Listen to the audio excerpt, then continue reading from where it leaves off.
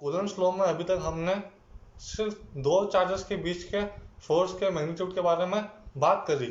लेकिन मान लीजिए एक चार्ज Q1 है, एक Q2 है, और मैं एक और चार्ज Q3 ला के रख देता हूँ, तो फिर अब जो फोर्स Q1 और Q2 के बीच था वो वैसा का वैसा ही रहेगा। वो तीसरा चार्ज आने से बिल्कुल भी अफेक्ट नहीं होगा। लेकिन अगर आपने Q1 के पास में Q2 तो था ही सही, लेकिन Q3 भी आपने ला के रख दिया, तो फिर अब जो चार्ज फोर्स होगा Q1 के ऊपर, वो आप दोनों फोर्स को निकाल के ऐड करोगे। कौन से दोनों फोर्स? पहला फोर्स जो Q2 Q1 के ऊपर लगा रहा था वो, और दूसरा फोर्स जो Q3 Q1 के ऊपर लगा रहा था वो। आप दोनों फोर्स इंडिविजुअली कैलकुलेट करोगे और आखिर में दोनों फोर्सेस को ऐड कर लोगे। तो उन दोनों को ऐड करने में आपके ऊपर जो चार्ज Q1 के ऊपर जो फोर्स था टोटल, वो आपको मिल जाएगा। चार्ज Q1 है, उसके पास में Q2 और Q3 हैं जो कि Q1 के ऊपर फोर्स लगा रहे हैं। मैंने एक रेफरेंस पॉइंट O लिया है, ओरिजिन, और O का Q1, Q2 और Q3 डिस्टेंस R1, R2 और R3 है। Q2 भी Q1 के ऊपर फोर्स लगाएगा, उसे भी हम कैलकुलेट करेंगे, और Q3 भी Q1 के ऊपर फोर्स लगाएगा, उसे भी कैलकुलेट करेंगे, और दोनों को ऐड कर देंगे। अभी जो डिस्टेंस वेक्टर होगा R12 रिजल्टेंट वेक्टर, तो वो होगा 2 से लेके 1 की तरफ, यानी कि चार्ज Q2 से लेके Q1 की तरफ होगा R12, और R13 Q3 से लेके Q1 की डायरेक्शन में। और फोर्स की भी डायरेक्शन वही होगी, यानी कि Q2 जो Q1 के ऊपर फोर्स लगाएगा, F12 उसकी डायरेक्शन ये रही, और जो Q3 Q1 के ऊपर फोर्स लगाएगा उसकी डायरेक्शन F13 ये रही ऊपर। और जो दोनों का रिजल्टेंट फोर्स होगा वो दोनों फोर्सेस के वेक्टर के बीच में आएगा, F1। और जो फोर्स F12 होगा वो इक्वल टू होगा 1/4π0। तो आपको मालूम है कि जो होता है कांस्टेंट, वो होता है Q1 Q2 product of charges. तो F12 में Q1 और Q2 को काउंट करेंगे, तो Q1 Q2 अपॉन R12 का स्क्वायर, इनके बीच का डिस्टेंस R12 लिया है तो उसका स्क्वायर, और डायरेक्शन वेक्टर R12, यानी कि इसकी डायरेक्शन यहाँ से यहाँ पर है R12, तो उसको शो करने के लिए R12। अब F13 के बारे में बात करते हैं, तो बस Q2 की जगह पर जो Q3 फोर्स लगा रहा है वो होगा F13, और डिस्टेंस R13 के इक्वल है, और डायरेक्शन वेक्टर वगैरह सब सेम है। इसकी डायरेक्शन ये है और उसकी वो है, और दोनों को ऐड कर देंगे तो 1/4π0 Q1 Q2 upon R12 square into direction vector R12 plus 1/4π0 Q1 Q3 upon R13 square into direction vector R13। ये आपको रिजल्टेंट फोर्स मिला चार्ज Q1 के ऊपर Q2 और Q3 के कारण। इस बार दो चार्जेस से थे, अगली बार जब बहुत सारे चार्जेस होंगे तो उसके बारे में बात करेंगे। आप जैसा कि डायग्राम में देख रहे हो कि अब चार्ज Q1 के पास में बहुत सारे चार्जेस हैं, तो अब चार्ज Q1 के ऊपर रिजल्टेंट फोर्स निकालने के लिए उसके पास में जितने भी चार्ज हैं वो सब उसके ऊपर जो इंडिविजुअल फोर्स लगा रहे हैं, उस इंडिविजुअल फोर्स को आप अलग अलग से कैलकुलेट कर लोगे, और फिर उन सब फोर्सेस को आप वेक्टर के फॉर्म में ऐड कर दोगे। Q1 Q2 Q3 Q4 सब जो Q1 के ऊपर फोर्स लगा रहे हैं, हम उन सबको इंडिविजुअली कैलकुलेट करेंगे और आखिर में सबको ऐड कर देंगे। अभी चार्ज Q1 के ऊपर जो अलग अलग चार्जेस फोर्स लगा रहे हैं उसको कैलकुलेट करेंगे। तो पहले मैंने कंसिडर किया है चार्ज Q2 को। अब Q1 के ऊपर फोर्स लग रहा है तो फिर हर फोर्स में Q1 तो आएगा ही सही। पहले केस में मैंने कंसिडर किया Q2 को, तो Q1 Q2 अपॉन R12 का स्क्वायर। R12 है distance between Q1 and Q2, और यह है रिजल्टेंट वेक्टर की डायरेक्शन R12, यानी कि जो वेक्टर होगा उसकी डायरेक्शन को रिप्रेजेंट करने के लिए डायरेक्शन वेक्टर R12 लिया है। ऐसे Q3 भी इसके ऊपर फोर्स लगा Q1 के ऊपर, तो Q1 Q3 अपॉन R13 का स्क्वायर।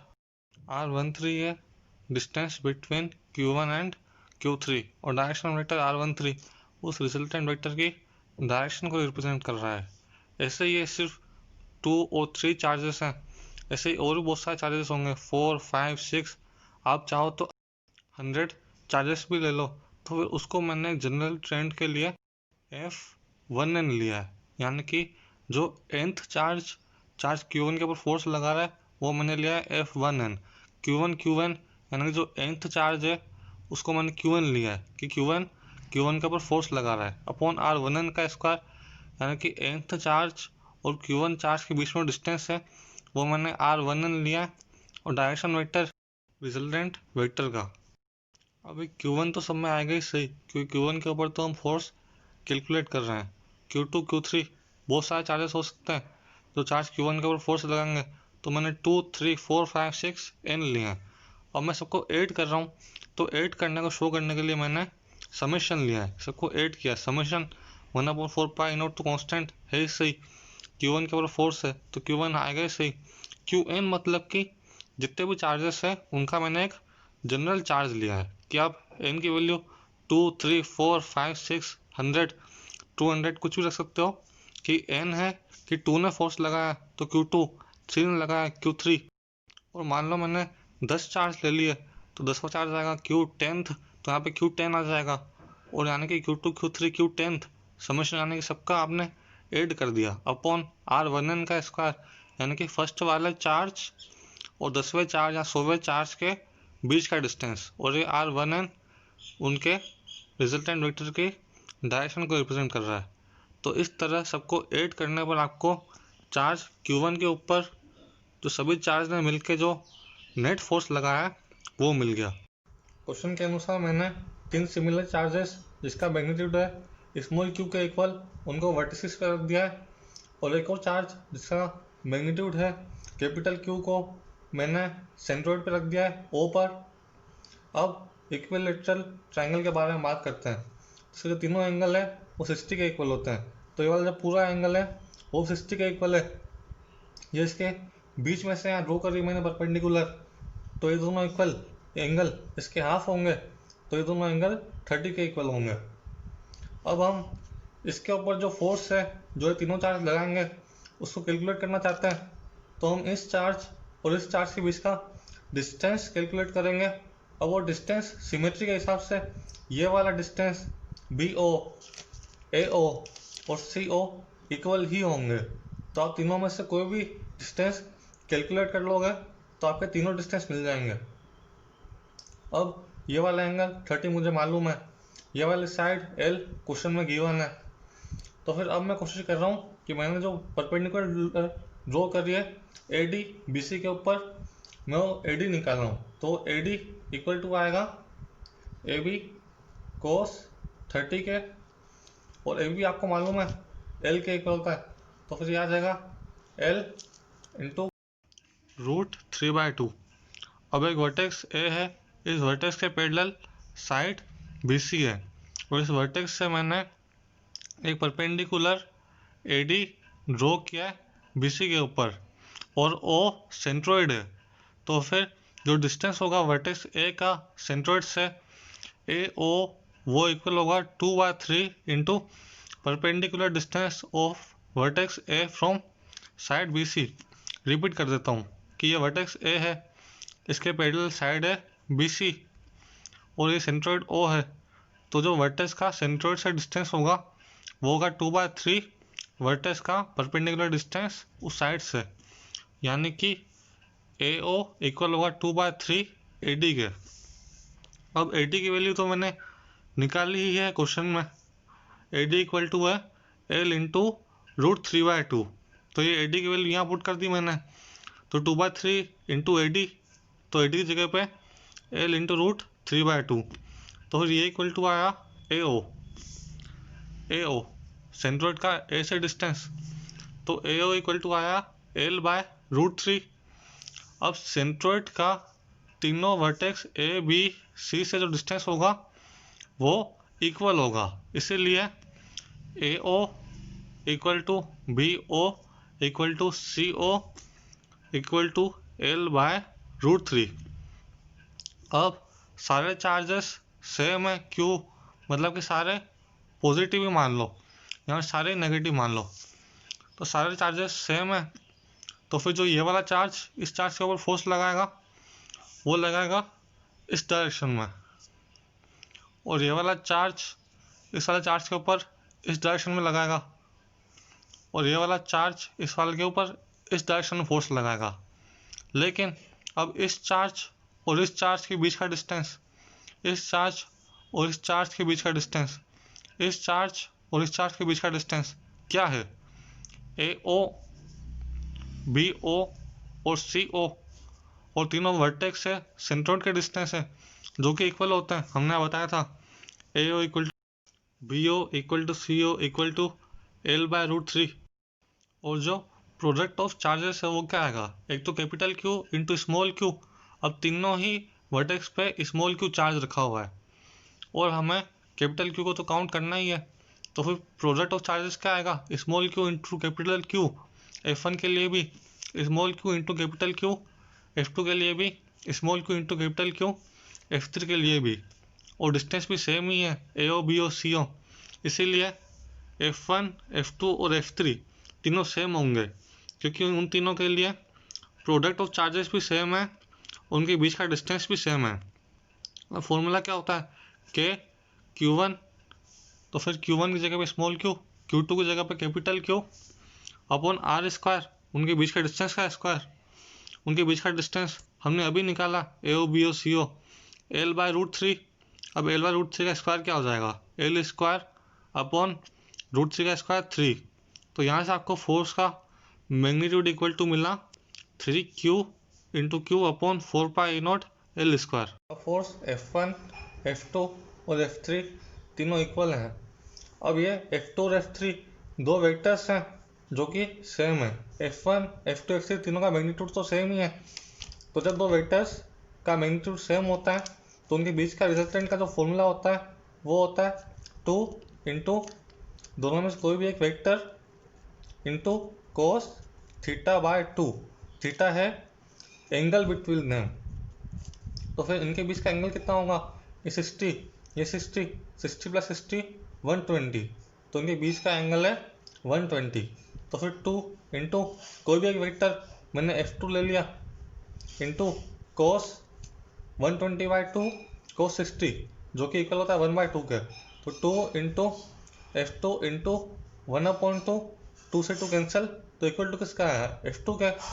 यानी कि F2 और F3 का जो रिजल्टेंट फोर्स है वो इक्वल आया F2 के, और इसकी डायरेक्शन इन दोनों के बीच में होगी। तो फिर रिजल्टेंट फोर्स आपके पास आया F2, और इस तरफ फोर्स F1 तो काम कर ही रहा था, मतलब एक फोर्स इस डायरेक्शन में काम कर रहा है जिसका मैग्नीट्यूड इतना है, और दूसरा फोर्स इस डायरेक्शन में काम कर रहा है जिसका मैग्नीट्यूड इतना है। दोनों मैग्नीट्यूड इक्वल हैं, दोनों फोर्स अपोजिट हैं, तो जो नेट फोर्स होगा इसलिए 0 आएगा। अब रिपीट कर लेता हूँ, ये जो फोर्स है F1, F2, F3 तीनों इक्वल हैं, और जो F2 और F3 का जो रिजल्टेंट वेक्टर आएगा, जो रिजल्टेंट फोर्स आएगा वो F2 के इक्वल ही आएगा। यानी कि इस तरह जो फोर्स लगेगा वो F2 के मैग्नीट्यूड के इक्वल ही आएगा, और पहले से इधर एक और फोर्स लग ही रहा था, तो दोनों फोर्स अपोजिट डायरेक्शन में लग रहे हैं और दोनों का मैग्नीट्यूड सेम है, इसलिए यहाँ पर जो सेंट्रोइड पे नेट फोर्स आएगा वो 0 आएगा। अब NCERT का एग्जाम्पल नंबर 1.7 करते हैं। तो क्वेश्चन के अनुसार मैंने Q चार्ज और Q चार्ज A और B पर रखा है और -Q चार्ज C पर रखा है, और आप ध्यान देना कि सारे चार्जेस का मैग्नीट्यूड यानी कि स्मॉल q इक्वल है, बस दो चार्ज पॉजिटिव है और एक नेगेटिव है, और तीनों को इक्विलेटरल ट्रायंगल पे रखा है, इसलिए तीनों डिस्टेंस भी इक्वल होगी जो कि L के इक्वल है। अब ये सारे चार्जेस एक दूसरे के ऊपर फोर्स तो लगाएंगे सही, लेकिन अब इनका मैग्नीट्यूड भी सेम है, तो तीनों चार्जेस जितने भी फोर्स लगाएंगे सबके लिए प्रोडक्ट ऑफ चार्जेस सेम ही होगा क्योंकि चार्जेस का मैग्नीट्यूड सेम है, और सारे फोर्सेस के लिए डिस्टेंस भी सेम ही होगा। तो फिर फोर्स इक्वल टू होता है के Q1 Q2 upon R square. अब Q भी तीनों के लिए सेम है, उनके बीच का डिस्टेंस L भी सेम है, इसलिए जो तीनों चार्जेस जितने भी फोर्स लगाएंगे सारे इक्वल होंगे। अब फोर्स के मैग्नीट्यूड के बारे में बात करते हैं। तो के Q1 Q2, मैग्नीट्यूड मैंने स्मॉल q लिया तो Q इंटू क्यू अपन उसके बीच का डिस्टेंस L का स्क्वायर, तो Q square upon 4π/E0 into L का स्क्वायर। ये 4π/E0 के का आया जो कि कांस्टेंट होता है। अब सारे फोर्सेस के उनकी डायरेक्शन के बारे में बात करते हैं। तो ये वाला चार्ज है Q1, ये पॉजिटिव है, Q2 भी पॉजिटिव है, बस Q3 नेगेटिव चार्ज है। पॉजिटिव पॉजिटिव रिपल्शन का फोर्स लगाएंगे और पॉजिटिव नेगेटिव अट्रैक्शन का। तो फिर जो फोर्स F12 होगा, यानी कि Q1 के ऊपर Q2 जो फोर्स लगाएगा वो होगा F12।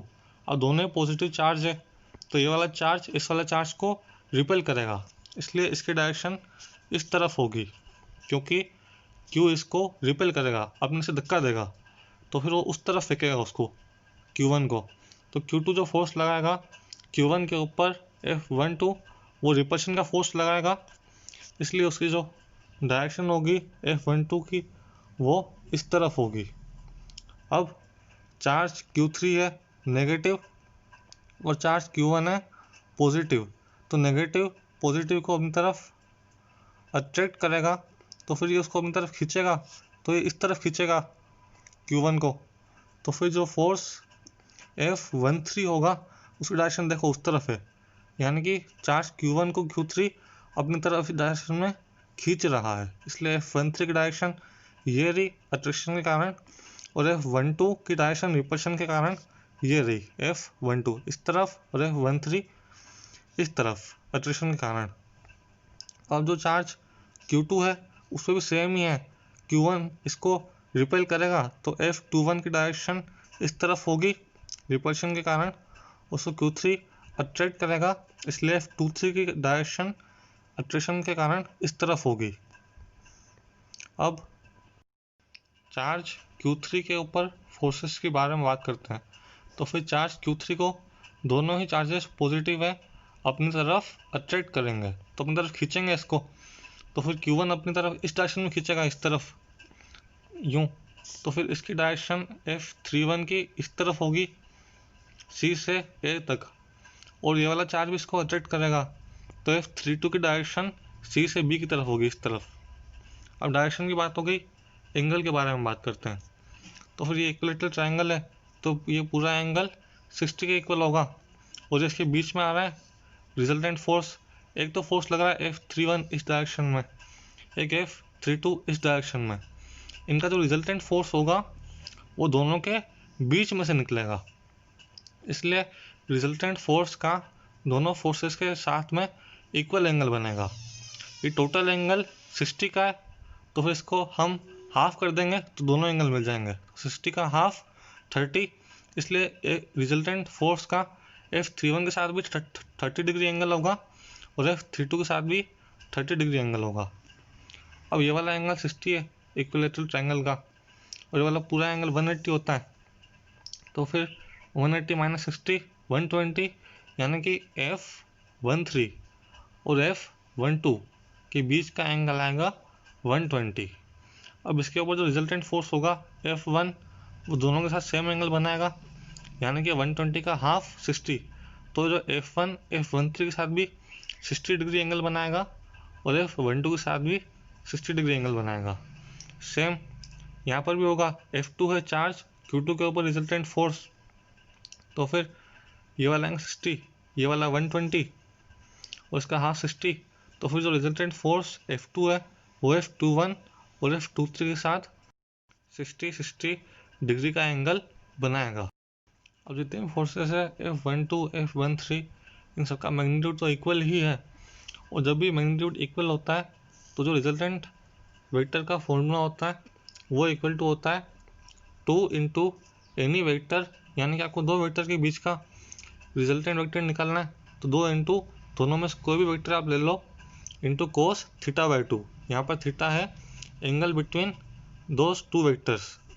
अब एनी वेक्टर मैं यहाँ पर कैलकुलेट कर रहा हूँ नेट फोर्स चार्ज Q2 के ऊपर, तो मैं कोई भी फोर्स F21 ले लेता हूँ, तो यहाँ मैंने लिख दिया F21 any vector into cos θ/2, theta है एंगल बिटवीन फोर्सेस, तो फिर ये F21 एक फोर्स है, F23 दूसरा फोर्स है, मुझे रिजल्टेंट फोर्स चाहिए, तो उनके बीच का एंगल कितना आएगा 120। मैंने आपको बताया था पहले 180 माइनस 60 120, तो यहाँ कोस 120/2, तो 2 as it is, F21 as it is, cos 120/2 cos 60 जो कि इक्वल टू होता है 1/2 के, तो 2 से 2 कैंसिल हो जाएगा। तो यहाँ पे आपको रिजल्टेंट फोर्स इक्वल टू मिला F21। यहाँ पे आप F23 भी ले सकते थे, उससे फ़र्क नहीं पड़ेगा। और F21 आपको मालूम है, हमने मैग्नीट्यूड निकाला था, यानी कि जो नेट फोर्स होगा चार्ज Q2 के ऊपर वो इक्वल टू इसके मैग्नीट्यूड के ही आएगा। अभी चार्ज Q1 के लिए भी दोनों फोर्सेस का मैग्नीट्यूड वही का वही है, और चार्ज Q1 के लिए भी उनके बीच का एंगल 120 ही है, इसलिए चार्ज Q1 के ऊपर भी नेट फोर्स Q2 के ऊपर जो नेट फोर्स था उसके इक्वल ही आएगा।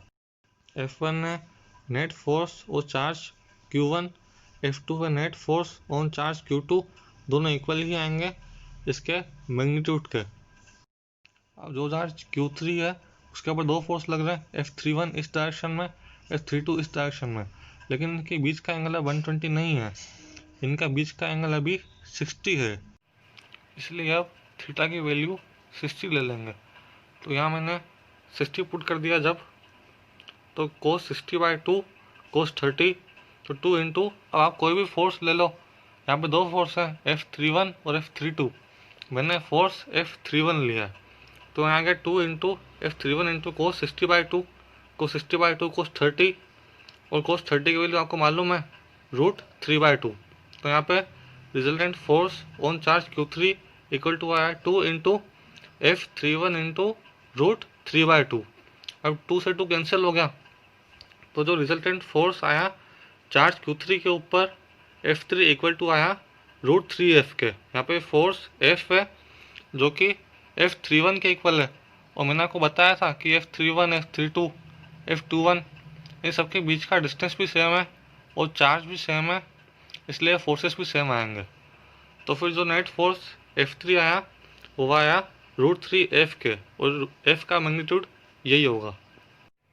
अब तीनों चार्जेस पर नेट फोर्स के बारे में बात करते हैं। चार्ज Q1 पर दो फोर्सेस लग रहे हैं, एक तो चार्ज Q2 उसको रिपेल कर रहा है इस डायरेक्शन में, तो फिर फोर्स F12 जो कि इस डायरेक्शन में रिपल्शन के कारण, और दूसरा फोर्स है F13 जो कि अट्रैक्शन के कारण इस तरफ लग रहा है। तो net force on charge Q1 equal to होगा F12 plus F13 equal to F1 net force on charge Q1। ऐसे ही Q2 पर भी लगभग सेम ही है। अब Q3 के बारे में बात करते हैं। तो Q3 दोनों चार्जेस से अपोजिट है, तो दोनों चार्जेस उस पर फोर्स ऑफ अट्रैक्शन लगाएंगे, तो फिर उस पर ये वाला चार्ज Q1 Q3 को अपनी तरफ खींचेगा इस डायरेक्शन में F31 की डायरेक्शन में, और ये वाला चार्ज Q2 भी Q3 को अपनी तरफ खींचेगा इस डायरेक्शन में F32 की डायरेक्शन में। तो net force on charge Q3 equal to हो जाएगा F31 प्लस F32, ये रहा। अब हमें नेट फोर्स चाहिए तीनों चार्जेस के कारण, तो इन तीनों फोर्सेस को हमने ऐड कर दिया, F1 plus F2 plus F3, तो ऐड करने पे ऐसा आया। आपको न्यूटन्स थर्ड लॉ मालूम है कि every action has equal and opposite reaction. तो फिर बात करते हैं F12 की। तो फिर F12 है कि चार्ज Q1 के ऊपर चार्ज Q2 ने फोर्स लगाया इस डायरेक्शन में, उसने धक्का दिया, चार्ज Q2 ने Q1 को धक्का दिया इस डायरेक्शन में, तो फिर चार्ज Q1 भी Q2 को धक्का देगा अपोजिट डायरेक्शन में और इक्वल फोर्स के साथ।